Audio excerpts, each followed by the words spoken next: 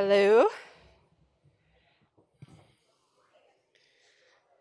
Hi, all of you. If everybody would come in and find your seats, that would be fantastic.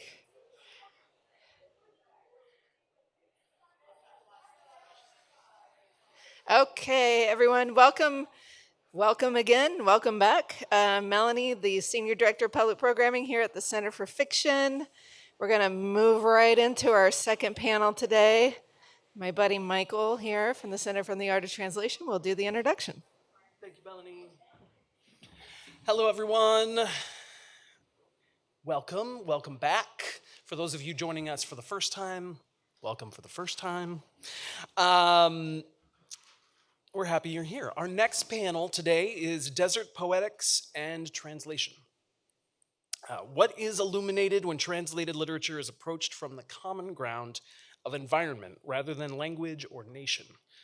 In this panel, we focus on one particular environment, the desert, and how it connects translated literary works across borders. Together, we challenge literary tropes about the desert as an empty or barren space, or the site of Orientalist fantasies, or a place of exile for societal outcasts, or road trips, climate change, allegories. Excavating desert histories of colonialism, war, environmental destruction, and language loss, we find beauty in the aesthetics of the desert and come to understand why many writers see it as a rich and fertile space for transformation. Please welcome Fernando H. Flores, Samia Henny, Mayada Ibrahim, Elizabeth Jaquette, and Heather Nagami.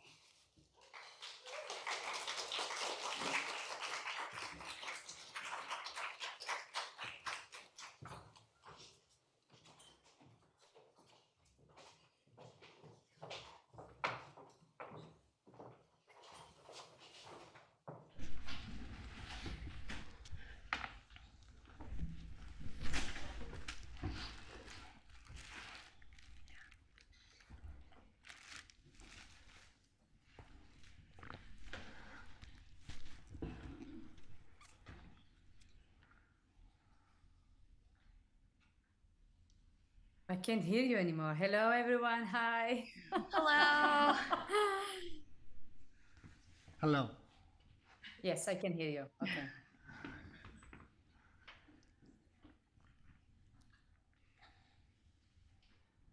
I couldn't hear the very first part. So the speakers were introduced, right? Yes. Thanks, And we're here. Okay. Sorry. Okay. Hi. Yes. Okay.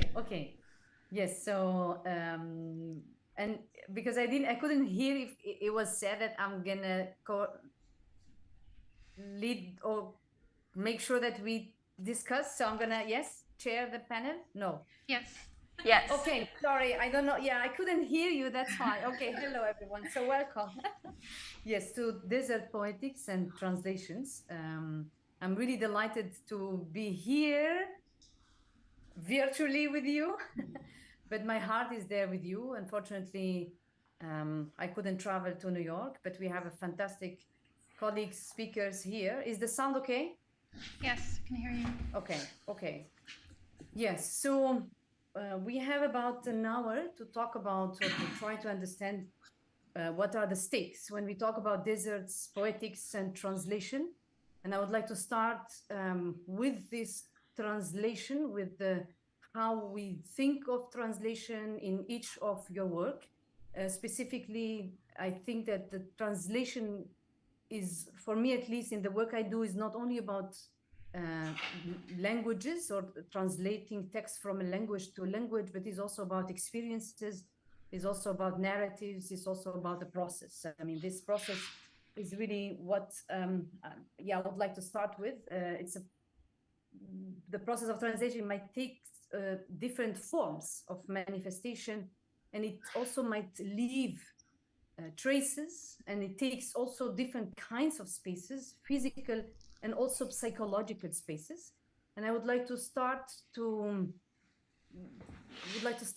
think with you specifically in each of your practices, in each of your work as writers and translators, if you could tell us a little bit about those traces and those spaces of translations. And maybe we can start with Mayeda, Yeah. I can't see you, but I hope I can hear you. Okay, good. Can you hear me? I can hear you, but quite far, eh? Okay, I'll try to be louder. Thank you, Center for Fiction and Center of Translation for inviting us here. I guess the question makes me think of what a translator friend, the way that she describes the act of translation as kind of embodied reading, and that it's literary interpretation that's kind of filtered and processed through the body. I always kind of thought of it as something that's really intimate for me, but I think that describes it in much more detail. And it was always sort of connected to migration. I started translating, I remember very clearly that it was like feeling that it was slipping away and I had to kind of claim it back. And translation was one way to do that. I was born in Saudi Arabia and we lived there for many years, and then I lived in Sudan for some years, and then in the Emirates for some years, and then finally to the UK at like 14, 15. For that reason, it's kind of connected. It's kind of an act of, I guess, like reclaiming a little bit something, a relationship with language that was severed or was kind of difficult, and trying to change that. Not so consciously, of course, but yeah, so the translations I do, or the writers I tend to work with, tend to be poets and writers from Sudan.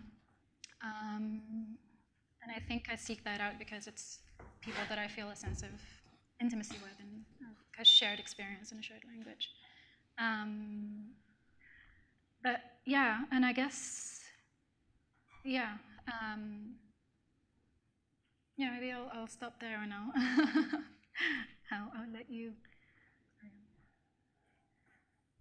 Maybe just because it's really fascinating what you just said, and the notion of intimacy, I think it would be really, you talked about shared experiences, translating poems. If you could tell us a little bit about this shared experience and the intimacy, specifically the translation of these intimate shared experiences. So it tends to be people that I work with are kind of in my kind of immediate circles, people that I feel kind of an affinity with and for their work. Something that I work with this poet, her name is Najla Atoum, and a lot of her work is just, around similar themes: migration, disconnection, displacement, and stuff like that. I think that's just, I've let that kind of be the thing that guides me when it comes to my decisions. And since the war, of course, there's been kind of such a shift in the way in my practice as a translator, as in many more ways than that. Like it kind of shifted to expand beyond kind of literary translation to things like translating as part of the collective, normally, reports out of hospitals and like eyewitness testimony and things of that nature. It kind of blew it open in a way that that was kind of unforeseen, I guess, or unexpected. And now the very content of what I translate has changed too, in a sense, because of course everybody's been,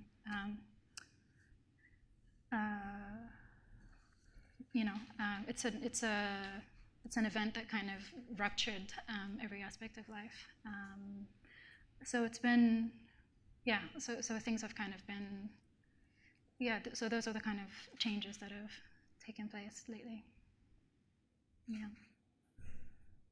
Much, Mayada. Heather, would you like to share? Yes. Yes, thank you. So being a poet as opposed to a translator, I was trying to think of how to address this question.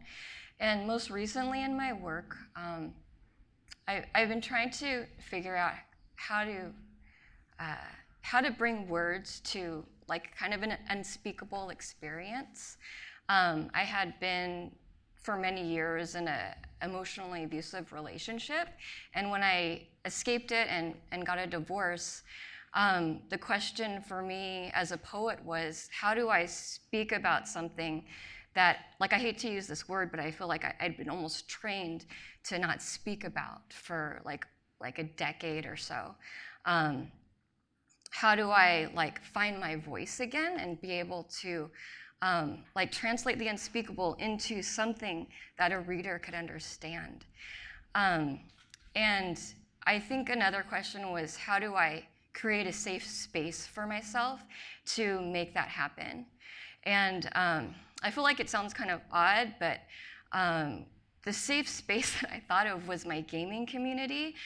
During my marriage, the one safe place I could go to was my gaming community and the Discord that I was on.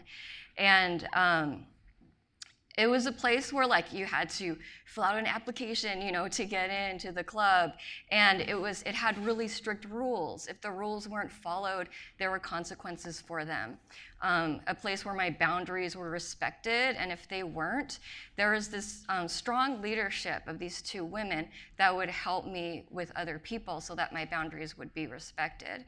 And I ended up, because I felt like I needed a medium through which to speak. So I ended up pulling the language from the Discord server, like that's where I started. And just like almost, or it felt random, just plopping it on the page and then, you know, moving it around, adding to it, subtracting from it, to try to figure out how to talk about like something that I was barely trying to figure out how to understand. And then also to talk about what I felt like was subconsciously in me, but if it's subconscious, you don't know what it is, right? So I'm just trying to find it on the page. And I remember being very worried about it because for me as a poet, I have always been almost too controlling and just analyzing everything I'm writing and thinking, okay, somebody might interpret this in these five different ways, and I will never be misinterpreted. And I had the privilege of being able to get some feedback from the poet Kathy Lynn Che, who's a very generous reader and kind-hearted person. She's just so wonderful. And she said maybe this manuscript is about you learning how to trust your intuition again. And that really, I feel like that ended up being like the crux of my recent work. And just being able to trust that part of this process of translating from the unspeakable to the spoken is being okay with the gaps. And the poems are just laid out on the page like this weird grid. The reader can choose how to read it, and just the fact that I'm okay with that. So, yeah. Thank you so much. Yeah, really fascinating also to talk about interpretation as well. Yeah. Yes, can you hear me? Mhm. Oh, Yeah. yes, okay, yes. Fernando, how would you take or respond, react to this question? Well, thank you so much for having me, Center for Fiction. Thank you for inviting me to come out. Thank you to my co-panelists here. Well, I'm from, my name is Fernando Flores. I was born in Reynosa, Tamaulipas, Mexico, and lived there till I was 5. But I grew up in South Texas in the border. But I've been in Austin for 20 years now. So I think for a long time, I'm a writer primarily, a novelist and a short story writer. So it took me a long time, I think, but I relate to, I guess, being a translator more somehow because, being in Texas and being surrounded by this, I can't, one time I was like, what, like the stories in this land, what are the stories in this land like 500 years ago, like we think about like fiction, like literary fiction, like just realist fiction. To me, like I'm in this land, and I'm like, what were the stories that existed here before like realism was introduced? Before the oral tradition was killed of telling stories in the borderlands. So to me, it's like trying to connect and establish connection with the land and interpret that in some kind of way into a story that I can connect with, and so it takes me and that took me a long time to like unlearn being a novelist, being a writer, the way I approach stories conceptually, and I stopped doing that at a certain point. And now I just try to connect with some kind of unknown thing, and I wish I could name it, but it's more like I guess a feeling, and a lot of times you have to kind of like mine for it. In the sense, you got to just write a bunch of things. Like I have a notebook that I have like it's like my notebook of first sentences, I call it, and I write only like first sentences in this notebook, and that way the pressure's like off or whatever, like when you can carry this notebook anywhere and just write down like a first sentence or whatever, and sometimes and you just flip through it, and sometimes you have like a connection with one of them. You're like, what the hell is this? What is this first sentence trying to tell me? What is the story? Who is this person? And interpreting those things, I feel, is like my job, is my responsibility. And so, I don't know. So that is the way I approach, I guess, like writing, and also like trying to connect with the way people speak. And since I write in English, and I depict a lot of the Mexican American community or like people in my stories, so a lot of my dialogue is like in my head. I had to translate it from Spanish and maintain somehow that rhythm in the English language, even if it's a little off, you know. And I have to kind of sometimes defend that, even from myself, you know, and give myself a hands off, give myself permission with the dialogue to have it be not perfect or whatever, to be more loyal to the slang or like to the kind of way people speak over there, to the rhythm that people speak over there. So yeah, I'll stop there. Thank you. Much, Fernando, just because it's fascinating as we're here. You know, you speak about time, about the process, about also interpretation, and about language and rhythm. And how do you translate this in the work you do? Well, I write on a typewriter, so So you're creating rhythm as you're exactly, typing. you know, and I rely on the violence, I guess, of the keys banging down, and that's it. That's it. I wish I had like this way, you know, like a way to do it, but also I think it's different every time, you know.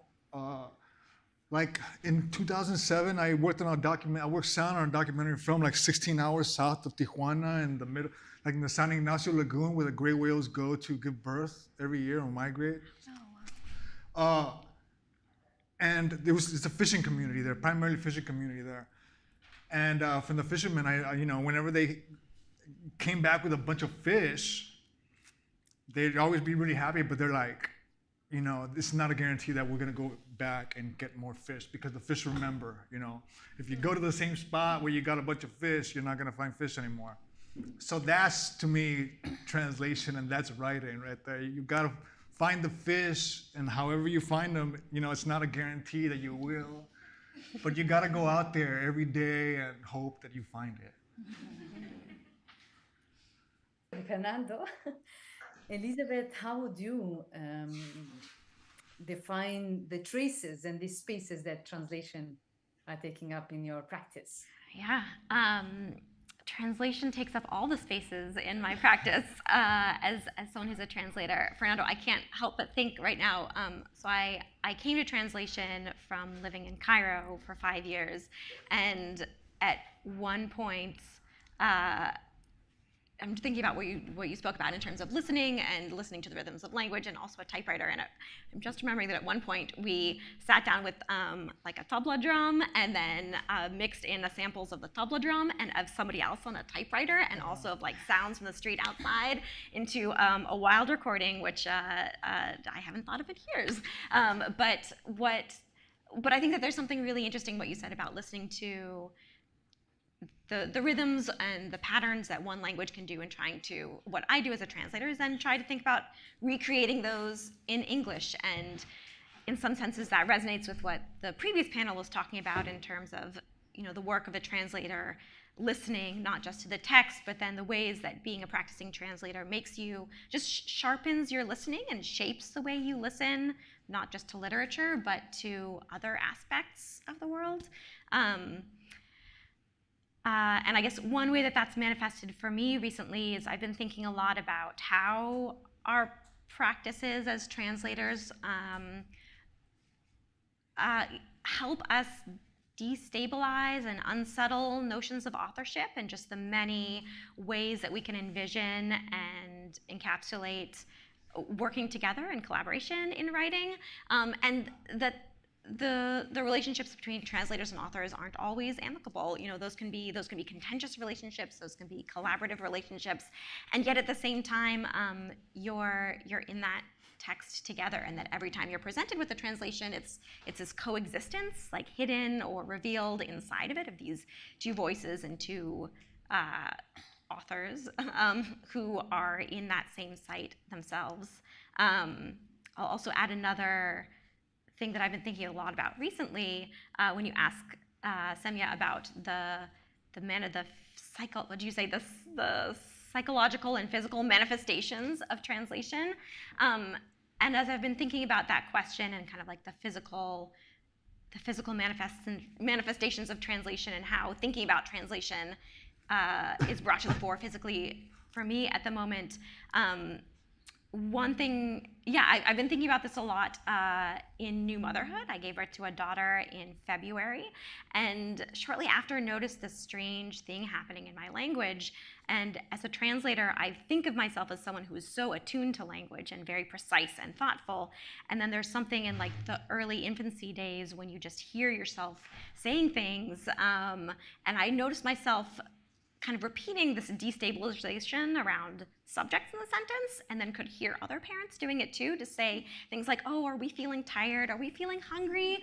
Let's go to sleep right now. Oh, why don't we put your arm through your sleeve? Why don't we put our arms through? Oh, we don't. Oh no, we don't hit our friends. Oh, it's time for us to all eat." And there's this.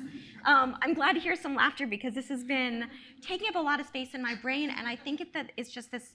For me, it's been this really interesting moment of like, why am I saying we? I mean, are you tired? I mean, do you need a snack? Let's put your arm, child, through your sleeve. But the words that come out are we. And I was sitting in a cafe recently typing up some thoughts on this, and heard there was a woman with a new baby sitting next to me, and heard an elderly lady come by and say, "Oh, what did we name her?" And it was this invocation of we. And I think that for me, this has become a larger metaphor for like how we welcome a new being into the world and how we kind of usher them along. Like this is how we do things Earthside.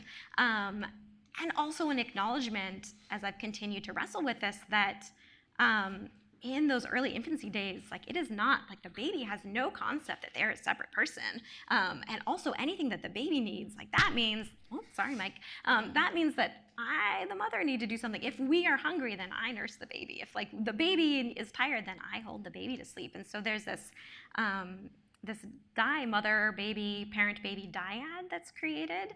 And in my mind recently, that's become also a metaphor for translation, in that in any resulting work of translated work, you have it is a we. You have the I'm just about to say the mother and the child. You have, to make the metaphor very explicit for you, the author and the translator in this coexistence, wrestling and grappling with each other, and also co-creating each other. And I will stop there. Thank you so much for sharing this, also intimate. I think this responses, the four responses really lead us to the next question.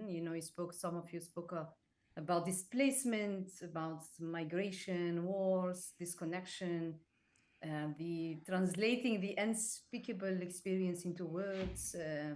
Fernando about even soundscape, about connecting with the land, and in your case, Elizabeth, about the metaphor. I think this really leads us to also the main title of this panel, Deserts Poetics. We know that this term desert has been used for centuries and continues to be used to legitimate the dispossession, the destruction, the violence that most of our deserts, cold and hot around the world, to legitimate the destruction of deserts. So there's this notion of that the deserts are empty, and there is a wrote in the introduction against the regime of emptiness of deserts are not empty. This is a very, let's say, colonial platitude, and it's still it continues to be used. And I would like us to think together about this process of translation, and what if this process of translation is hosted or haunted by the environment of the desert. What does the desert do to the translation process in one's work, in your own practice as writers and translators, but also in our life? And I think this is really also to think about what does this desert provide to current and future generations. So maybe we could start with Elizabeth, since you've talked about metaphor. Yes, absolutely. I will say that I think about the desert a lot. I live in Tucson, Arizona, and so I live in the Sonoran Desert.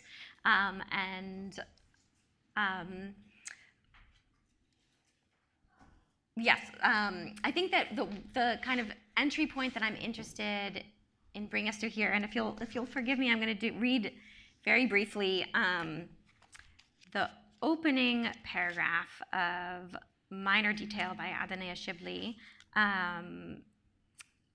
because I think that this for me encapsulates many of the things that the preconceptions of desert for many of us, not for many of us, the preconceptions of desert that existed, that I think perhaps that I like to think of myself as writing against, and perhaps others are as well. So this is Adonai Shibli. Nothing moved except the mirage. Vast stretches of barren hills rose in layers up to the sky, trembling silently under the heft of the mirage, while the harsh afternoon sunlight blurred the outlines of the pale yellow ridges. The only details that could be discerned were a faint winding border which aimlessly meandered across these ridges, and the slender shadows of dry thorny burnet and stones dotting the ground. Aside from these, nothing at all, just a great expanse of the arid Negev desert over which crouched the intense August heat. And I will also share that while I was translating this, Adonai had told me that she had worked on this paragraph for years. But I think encapsulated in there, you see many of the tropes of the desert, that it's barren, that it's both absence and threat at the same time. And of course, as we know, not only in Palestine, but elsewhere in colonized lands, that conception of desert as absence or as barren or as an uninhabited, as well as threat that needs to be neutralized, ends up becoming justification for colonization and violence. And so I hope we can talk more about that.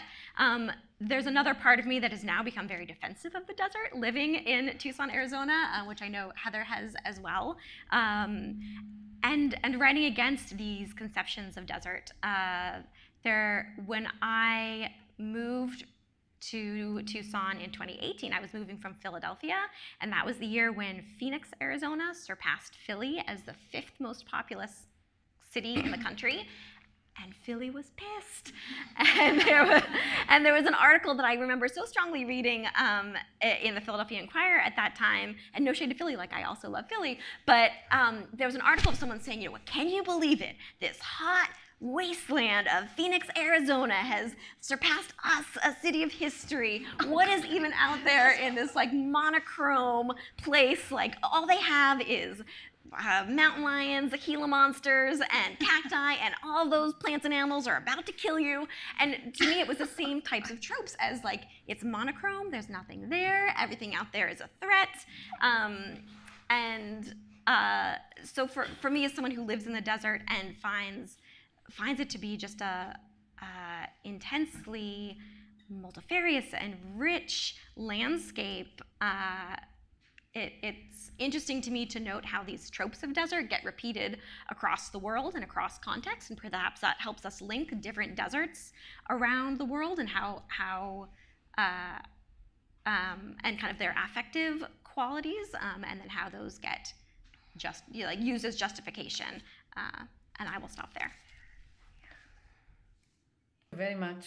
Fernando, maybe you could continue. I can't help but think there's this Werner Herzog documentary. Maybe I talk about this too much, but there's this Werner Herzog documentary that's like 50 years old, where him and his cinematographer walk across the Sahara Desert, just filming mirages and the people who live in the desert. And somehow, like 12 or 13 years ago, I watched it with like the commentary, and it's him and Crispin Glover for some reason.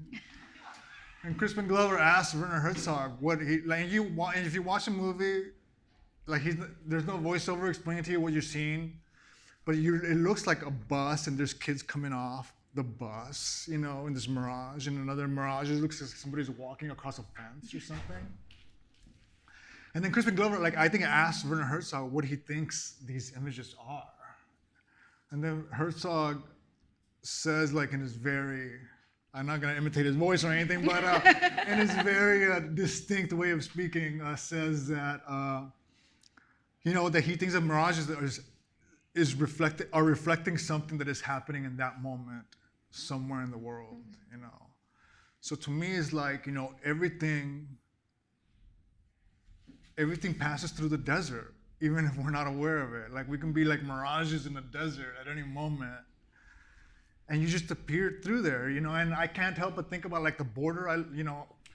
The border, every time there's a tragedy in the world, or something, the refugees end up in the border. Everybody passes through the border, that area, and I feel that's my approach. I guess my idea of the desert, when I was talking earlier about this thing about the land, and the desert that exists between San Antonio and the Rio Grande Valley. I don't know if y'all are geographically aware of it, but there's almost nothing for those 3 hours that you're driving. But it doesn't look like a desert. You see I don't know, a tree or something or whatever the hell. But it's clearly a desert, it's clearly a desert. And to me, I'm what are the same thing? There's stories passing through here. There's stories manifesting all the time from all over the world, that are passing through here. There's voices from all over passing through this area. So I can't help but think about those things and about these ideas of the desert and stories manifesting there, people manifesting there. Yeah, I guess that's all. I'll stop there. Maybe because you mentioned, you said that in the same sentence, everything passes through the desert, and then you mentioned a territory where you said there is nothing there. How do we negotiate these two lives? I would say, it's about visibility and invisibility. It's about what the life that we cannot see there, but it exists, and it's very, very rich. So maybe you can tell us a little bit more about how you perceive it. How I perceive it. Let me see. Well, there's a lot of, to me, the stories that are mostly represented, we think, I guess I haven't really touched on this, but when we think about Texas, I don't know, I usually never talk to anybody who's not, to a group of non people who are not from Texas or whatever. So I'm sure y'all have an idea of Texas that is not like me, I guess. But this kind of stories that are represented from that area, you think about it's stark realism. I don't know, somehow Cormac McCarthy is associated with that area too.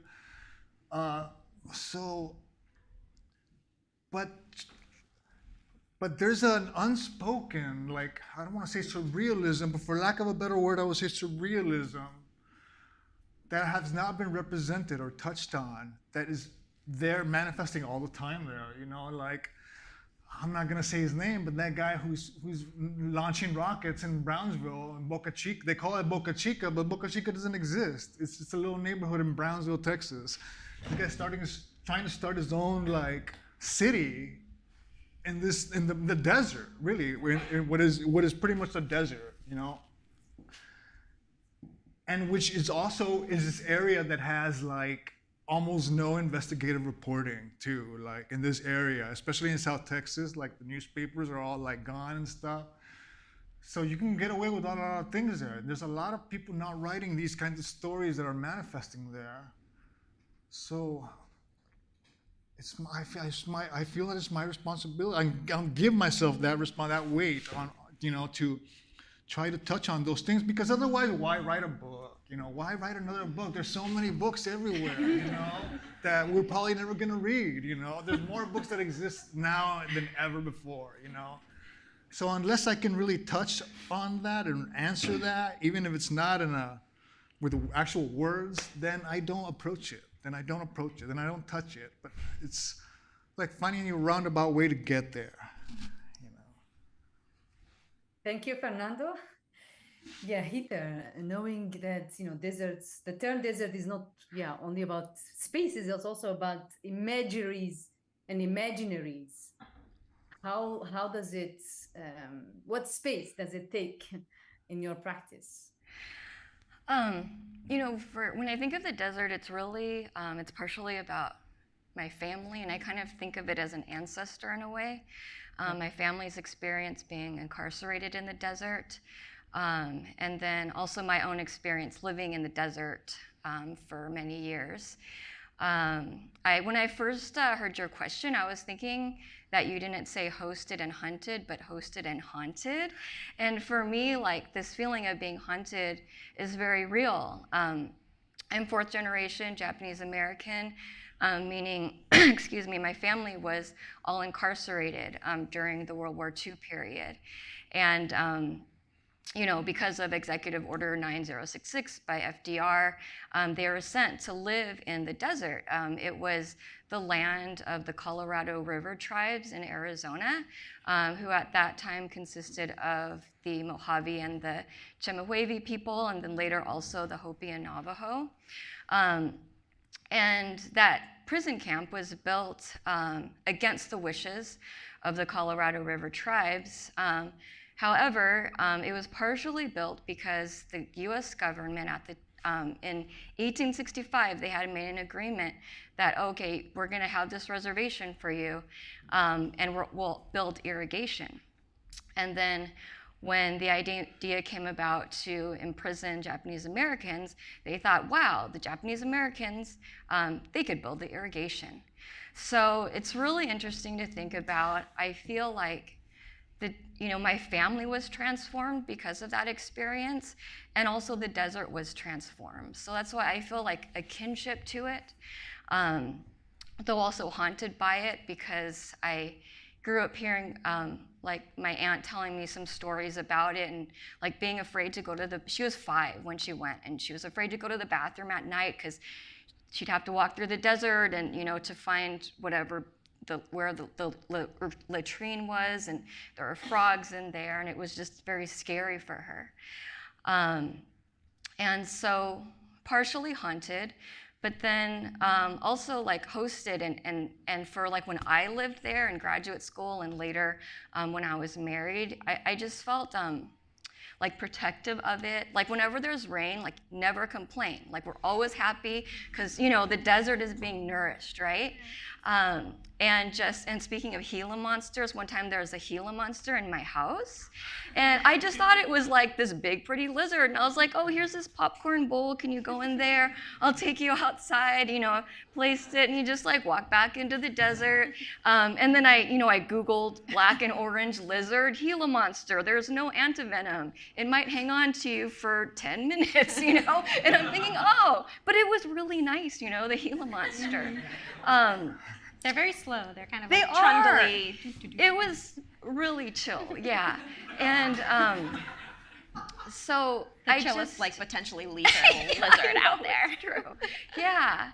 And and the quail, how like, you know, if you're driving, the quail will be crossing, and there's always one at the end going, oh my gosh, do I go, do I not go? And then it usually doesn't go, but then you have to wait because then it will go, right? But I just had this appreciation for it, and also this feeling that like that it didn't need me, I guess. It was this really humbling feeling.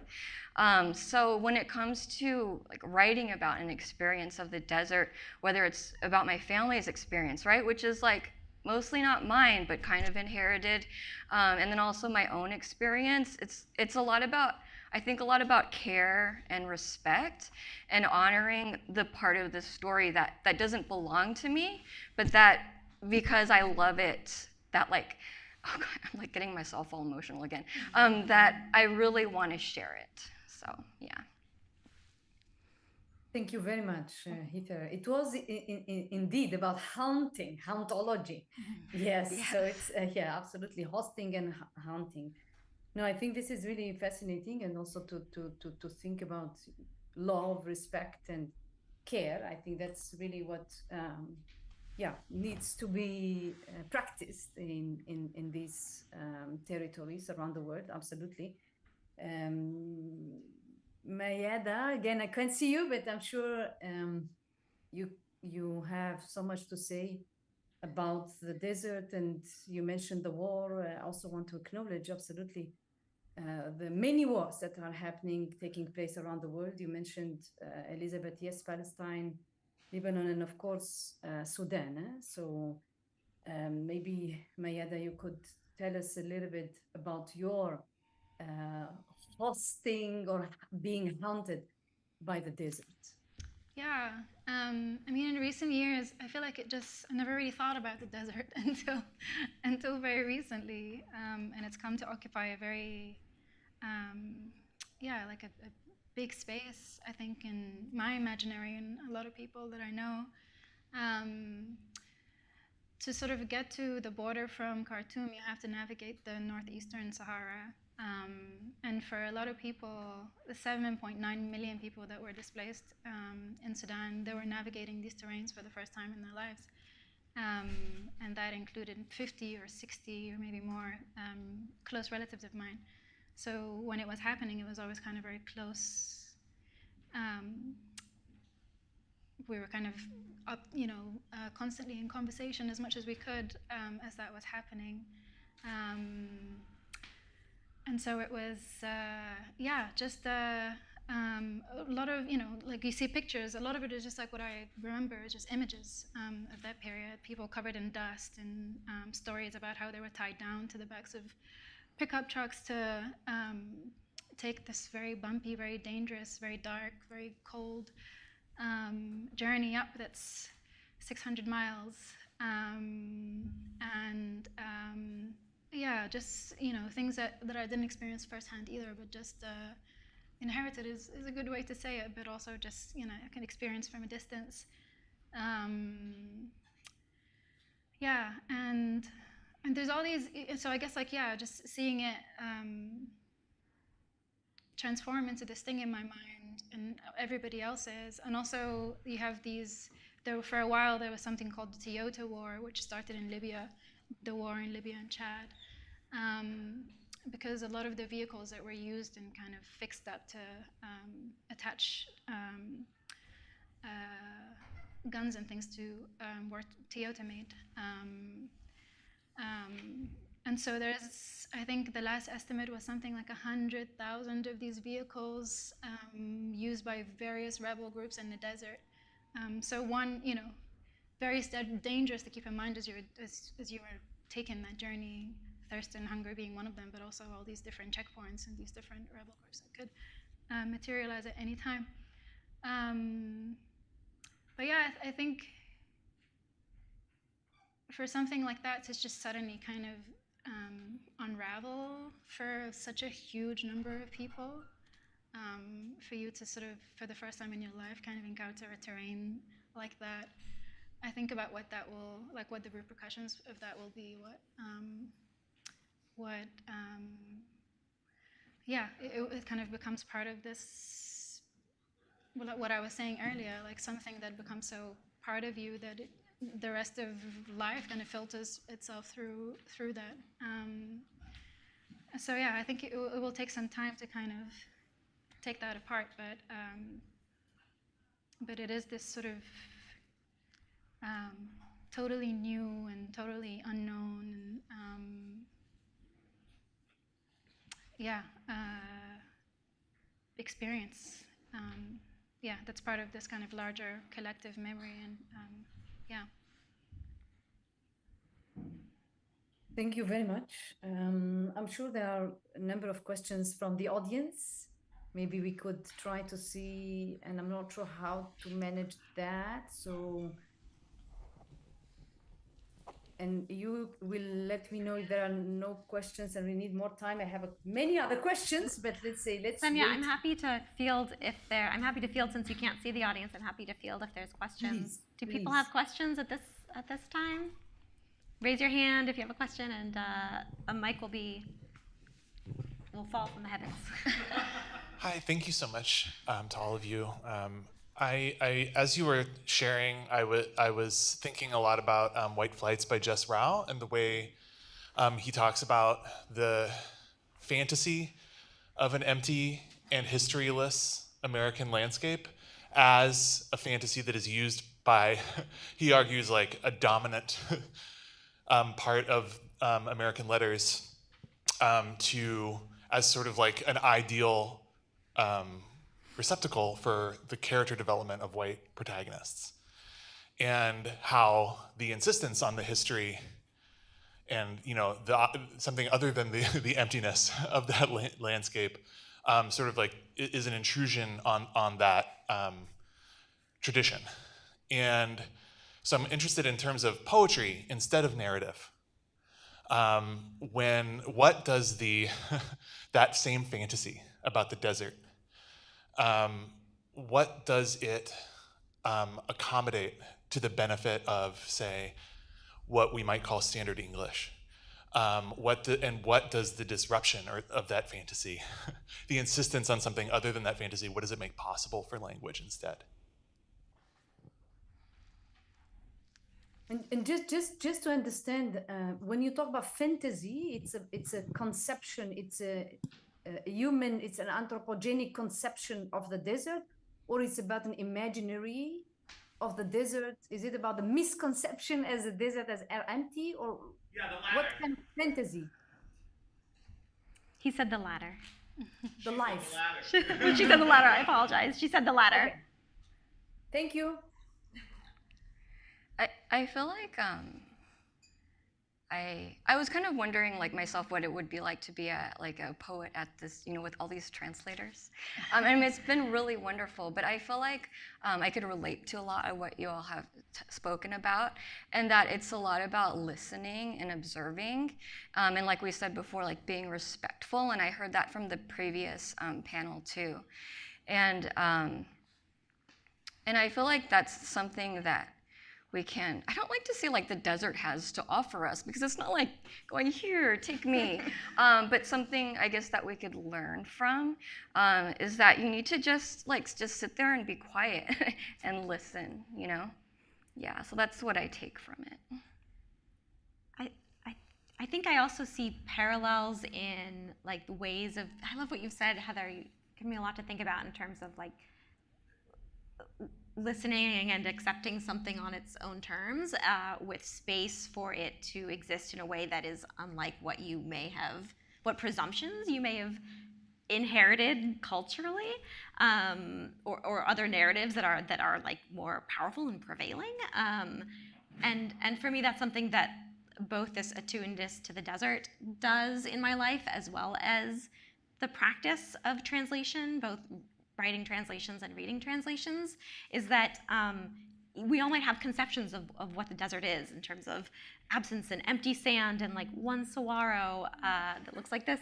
And then when you encounter it, the Sonoran Desert was completely different than my conception of a desert. It is the I'm like getting defensive of the desert now. It is the lushest desert in the world. It receives the most amount of rain, which 10 inches a year, which may not seem a lot here, but it looks like underwater, like these coral reefs, and it's incredibly lush. And in order to appreciate that, I needed to make space and to remove any conceptions of what desert is and to listen to and appreciate what was there, which manifests in a form unlike what I had expected from it. And I feel like that is what translated literature does for me as well, is it doesn't fit into conceptions of what I think, the dominant narrative of like white self-discovery across the barren land or across tropes of form that we might be used to. And if you give it that space and listen really to what it's doing and how, it gives you this new experience that you never knew you could have in literature. Fernando or Mayeda, you want to reply? I don't think I have anything to add. I'm sorry. Mayeda? No. Do we have another question? Well said. I'm sorry. Samia. No, please. If No, there are over other to you, questions, Samia. yeah, please.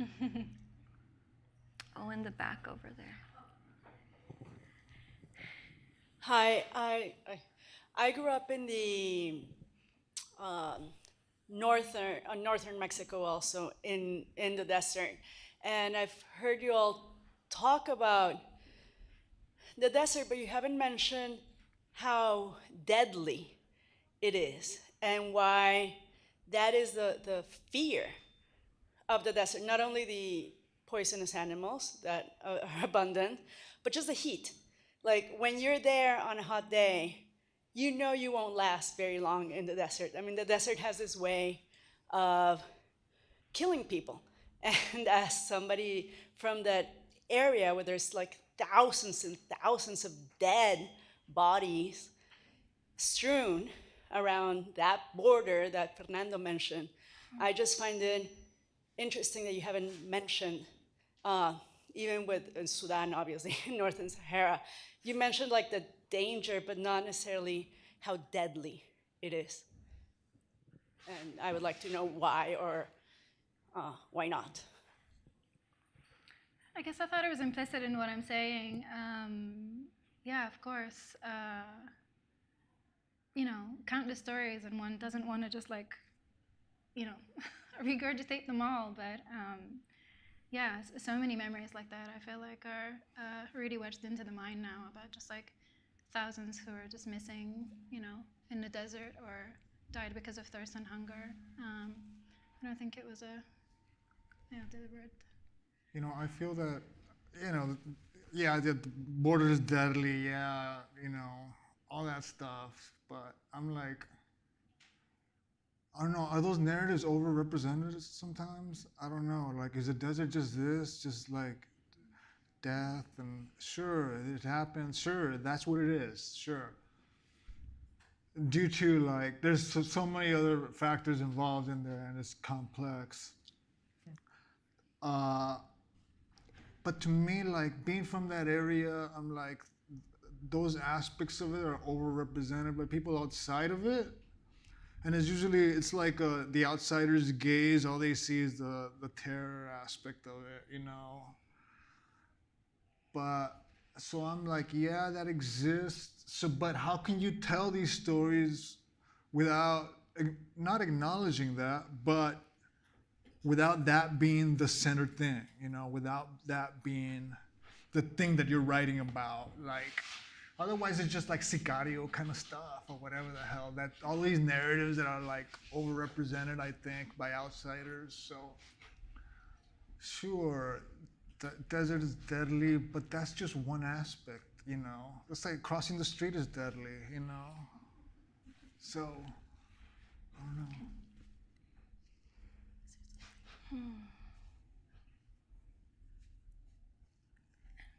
You could go. Yeah, I think I'm interested in the phrasing of like the desert is deadly. I mean, there's like, here's my defensiveness of the desert as well. Like, yeah, yes, crossing the street is. I think what's interesting to me about allowing elements of fear or death or terror to loom larger in the desert in our narrativization of it is that those aren't exactly, like, that's not intrinsic to the, more intrinsic to the desert than it is to other environments. Other environments and natural spaces are also dangerous to human life, whether it's intense cold or poisonous snakes in other parts of the world. And so I'm wary of the desert acting as this kind of like gravitational pull for stories of death. Like, yes, it is very much true. And I think what I'm trying to get to is, like, yes, there's a large, like, there are bodies in the desert, and that is a man-made crisis. Like, that is a political, like, that is a political choice and a political, and people are dying across the border and borders for political reasons. And I think of the same reason that, famine, for example, is often spoken of as an environmental disaster, and it is not. Famine is a human-made disaster. And so I think of deaths along the border and deaths in the desert along similar lines. Like, societally, politically, we have the possibilities to prevent those, and we do not. We perpetuate them. I will stop there. Yeah. I think for me, like in my own work as a writer, I'm very wary about talking about somebody else's experience, and even with my own family. Like I recently wrote some poems, like using the like verbatim some of the words from two of my aunts, and I was like emailing them like, is it okay if I publish these one day? Like, I'm worried about honoring the people that I'm like trying to discuss, and yeah, like even just with my family, it's hard. And I remember when I lived in the Tucson area that there were a lot of people trying to immigrate. People would die in the desert. There were like groups that would go out and put water at certain stations to try to help them in their safe houses. And I think it's really important that those stories are told. For me as a poet, I try to focus on my personal experience and my family's experience and try to honor that. Thank you very much. I think, yes, just mindful of the time. I think maybe there is a very, very last question, but we are out of time, right? 45, unfortunately, yeah? So I think also what you just said, Heather, it's a very nice way to land. Also, Elizabeth as well, Fernando, Mayara, all of you, what you just said, I think it's really relevant. It somehow invites us all to think of two aspects, not only of the translation, but specifically of desert poetics, that are existence and resistance. Existence because the desert exists. Resistance, it's because we should resist the way that many people are representing the desert, that it exists. And we cannot also exist without the desert. We know that we didn't talk about many things, climate, for example, and the dust and all the movement of the sand and the micro lives that exist in these deserts and that are also feeding other parts of the world. So it is a highly important aspect of everyone's life. And to maybe repeat what you all just said, specifically the notion of care, respect, and listening to these spaces and places and experiences and ancestors as well. I think these are really important aspects that I would like us to think about. So I would like to thank you. I'm not seeing the audience, so I'm not sure if it's a good time to say thank you very much and invite you all to applaud our fantastic panelists. Thank you for sharing your experiences and your practice. Thank you very much. Thank you. That was amazing. It was amazing. Thank you so much for sharing your work and your perspectives. I will be thinking about this panel for a long time. Thank you again, everyone who's joined us here today. We're going to take another break until about 3:15, but before you go, could you please give our panelists one more round of applause? I don't know if you can hear me, Smia, but you did a marvelous job moderating this conversation. Thank you so much. Thank you so much. Thank you.